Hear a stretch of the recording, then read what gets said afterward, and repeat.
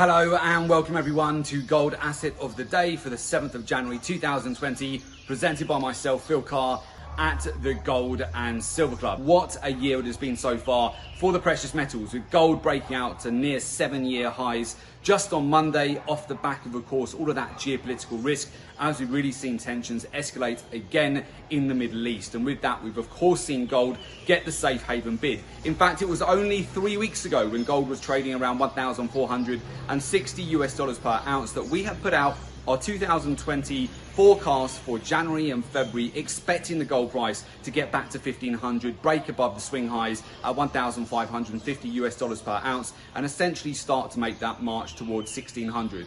It has been a phenomenal month at the Gold and Silver Club. We've really capitalized on not only gold, but also silver, platinum and palladium. In fact, palladium today hit our profit target at $2,000 per ounce, banking us 1,750 points on one trade alone. Gold, of course, we really maximized it over the Christmas period. We banked 2,400 points over 8 positions. We continue to hold 2 positions here, which we're looking to really capitalize on between now and the end of this month, ultimately looking for higher prices. But as we mentioned before, you need to really take advantage of this festive period, where as many traders go away, funds, institutions are quieter. This tends to be a great time to really capitalize on the increase in prices for gold, for silver, for platinum. And it's been great just to watch that again unfold over the last 2 or 3 weeks. Many of you have been in touch with us on YouTube and at the Gold and Silver Club have really managed to maximize it too.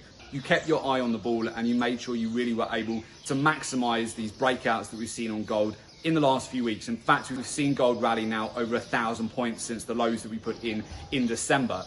So right now we actually have gold trading around $1,468 per ounce. We mentioned this in the week ahead report that you didn't want to FOMO into gold after it broke out over 300 points on the open from the Friday close to the Monday. From geopolitical risk, the escalation in the Middle East of tensions, it's a great time to take a pause and wait for those pullbacks in order to get back into gold, rather than FOMO in and buy right near the 7-year highs. So what I'm looking at this week, looking at resistance to be coming in around that 1585 level, and for that gap to get filled back down to $1,550 per ounce. At that level, I would then look for buying evidence to come in around that 1,550 to $1,555 per ounce level over the course of this week. So if we do see buying evidence at that zone, it could be a good opportunity to pick up positions at lower prices. Also worth noting that hedge funds and money managers have increased their gold net long positions significantly in the latest week. And of course, that helped to catapult gold near to 7-year highs at the beginning of this week. But as we mentioned before, many traders, they've missed these moves over the festive period. They're getting back to their swings now. Some are FOMOing in, getting in too high on gold. They may actually get punished for that, for just waiting too long to get into this move, now that gold has moved over 1,000 points since the swing lows. So I really look for opportunities to buy in at lower prices where possible. So as I mentioned, if we can fill that gap over the course of this week, it may even be non-farm payroll later on this week, that we do see that bigger volatility come into gold, that would be more optimal to build positions at lower prices. But we do still maintain our positions on gold that we've entered in mid-December. So we're going to hold on to those trades with the expectation that over the course of this month and into February, we are going to see higher prices for gold. So with that, that's been Gold Asset of the Day. And of course, I wish you good trading.